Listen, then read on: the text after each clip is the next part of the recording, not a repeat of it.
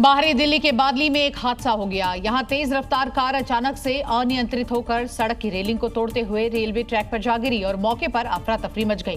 काफी देर तक यहां लोगों को परेशानी का सामना करना पड़ा और इसी पुल से कार रेलिंग तोड़ते हुए नीचे जा गिरी। साथ में एक बाइक ने भी छलांग लगा दी। हादसा इतना जबरदस्त था कि कार के परखच्चे उड़ गए। मौके पर अफरा तफरी मच गई। इस हादसे में कार ड्राइवर बुरी तरह घायल हो गया। घायल को फौरन अस्पताल ले जाया गया। जिस वक्त ये हादसा हुआ तब ट्रैक पर ट्रेन आ रही थी।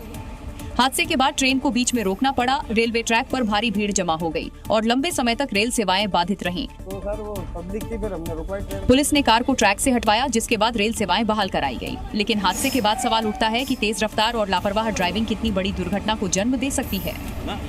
हरिद्वार में कल जिस बदमाश ने हरियाणा के जिंद पुलिस के सब इंस्पेक्टर पर गोली चलाई थी, उसकी आज संदिग्ध हालत में मौत हो गई है। बताया जा रहा है कि पुलिस से घिरता देखकर उसने खुद को गोली मार ली। और इस वीडियो को जिसने देखा वो सन्न रह गया। ये वीडियो 13 सितंबर का है, जब हरियाणा के जींद निवासी सुनील कपूर की तलाश में पुलिस हरिद्वार पहुंची थी। पुलिस को देखकर सफेद कुर्ते में बदमाश सुनील कपूर भागने लगा। लाल टी शर्ट में जींद पुलिस के सब इंस्पेक्टर सुरेंद्र कुमार उसका पीछा कर रहे थे। पीछा करते करते सुरेंद्र ने बदमाश सुनील को पकड़ लिया, लेकिन उसके बाद पूरा सीन बदल गया। सब इंस्पेक्टर सुरेंद्र गिर गए। बदमाश सुनील ने उनकी रिवॉल्वर छीन ली और गोली सब इंस्पेक्टर पर चलाते हुए फरार हो गया। बदमाश सुनील कपूर का आज शव बरामद हुआ है। आशंका जताई जा रही है कि पकड़े जाने के डर से उसने खुदकुशी कर ली। सुनील कपूर पर जींद के पूर्व एसपी को यौन शोषण मामले में फंसाने की साजिश का आरोप था। गुजरात के भरूच में एक बार फिर से आग ने जमकर तांडव मचाया है। इंडस्ट्रियल एरिया में लगी आग की वजह से यहां लोग दहशत में हैं, जिसे बुझाने के लिए दमकल की 15 गाड़ियों को काफी मशक्कत करनी पड़ी। और मशक्कत के पीछे की वजह आग का विकराल रूप है। गुजरात इंडस्ट्रियल डेवलपमेंट कॉर्पोरेशन स्थित फैक्ट्री में लगी आग लपटे और धुआं दूर से ही दिखाई दे रहा था।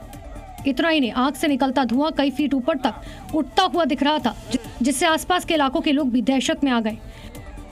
आग लगने की सूचना लगते ही दमकल की 15 गाड़ियां मौके पर पहुंची। तस्वीरों में आपको दमकल कर्मी और फायर ब्रिगेड भी दिखाई दे रही होगी, जो आग बुझाने की कोशिश में लगी हुई है। फिलहाल आग लगने के कारणों का खुलासा नहीं हो सका। साथ ही गनीमत रही कि इस हादसे में कोई हताहत नहीं हुआ।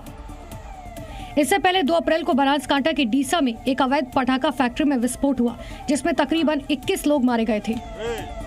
छत्तीसगढ़ के दुर्ग में प्रार्थना सभा की आड़ में धर्मांतरण कराने का मामला सामने आया है, जहां पर कैंडल गैंग ने अपने नापाक मंसूबों को अंजाम देने के लिए यहां पर लगातार कोशिश कर रहे थे। दावा किया जा रहा है कि लोगों को लालच देकर धर्म बदलने पर मजबूर किया जा रहा था, लेकिन इस धर्म परिवर्तन गैंग पर बजरंग दल ने अब धावा बोल दिया है। और बजरंग दल के कार्यकर्ताओं ने मौके पर पहुंचकर धर्मांतरण गैंग के मंसूबों पर पानी फेर दिया, जिसके बाद दोनों पक्षों में धक्का मुक्की होने लगी। देखते ही देखते सैकड़ों लोग सड़कों पर हंगामा करने लगे। जानकारी लगते ही मौके पर भारी पुलिस बल भी पहुंच गया। वही जगह आश्वासन है, हम लोग को सहयोग करना पुलिस का। बजरंग दल के कार्यकर्ताओं ने जिस तरह धर्मांतरण किया जा रहा था, उसी जगह हनुमान चालीसा का पाठ करना शुरू कर दिया। पुलिस के मुताबिक अवैध तरीके से धर्मांतरण की सूचना मिली थी। इसी पर विवाद हुआ, लेकिन अब माहौल शांत है। आपत्ति है एक पक्ष की कि जो जगह चिन्हांकित नहीं है, उस जगह पर भी लोग इकट्ठे होकर के इस तरह की बातें कर रहे हैं, विशेष एक धर्म को टारगेट कर रहे हैं। हालांकि प्रदेश में लालच देकर धर्मांतरण करने वाली गैंग बड़ी चुनौती बनती जा रही है। खेल खेल में बच्चों के बीच लड़ाई तो आपने बहुत बार देखी होगी, सुनी होगी, लेकिन खेल के लिए परिजनों की लड़ाई शायद आपने पहले कभी नहीं देखी होगी। झारखंड के चतरा में न सिर्फ खिलाड़ियों के परिजन आपस में उलझ गए, बल्कि जमकर यहां पथराव किया, जिसके बाद यहां महिलाएं भी पीछे हटती हुई नजर नहीं आई, जिसकी वजह बना एक फुटबॉल टूर्नामेंट, जहां देखते ही देखते खेल का मैदान रण क्षेत्र में तब्दील हो गया। इस दौरान जमकर लात घूंसे चलने लगे। महिला, पुरुष और बच्चे सभी आपस में उलझ गए। दरअसल इस विवाद की जड़ मैदान की जमीन का मालिकाना हक है।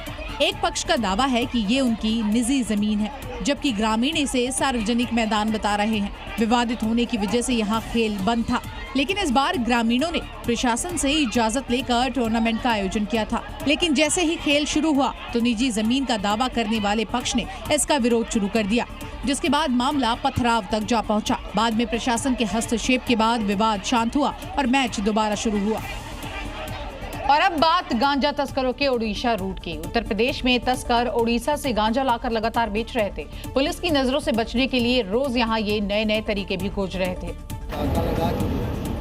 और जब पुलिस ऑटो के ऊपरी हिस्से हटाती है तो हैरान रह जाती है। छोटे छोटे पैकेट में बड़ी सावधानी से यहाँ तहखाना बनाकर गांजा रखा हुआ है, वो भी 1-2 नहीं बल्कि पूरे 30 किलो। बरामद गांजा की कीमत 3 लाख रुपए से ज्यादा बताई जा रही है। पुलिस ने गांजा तस्करी के आरोप में गोरखपुर के धीरज शाह और बिहार के गोपालगंज के राहुल कुमार को गिरफ्तार किया है। दोनों ने पूछताछ में बताया कि वो ओडिशा से गांजा लाकर चंदौली और वाराणसी में माफियाओं को बेचते थे। पुलिस जैसे जैसे सख्ती बढ़ा रही है, तस्कर वैसे वैसे नए तरीके खोज रहे हैं। गांजा तस्करी के इस तरीके ने पुलिस के होश उड़ा दिए हैं।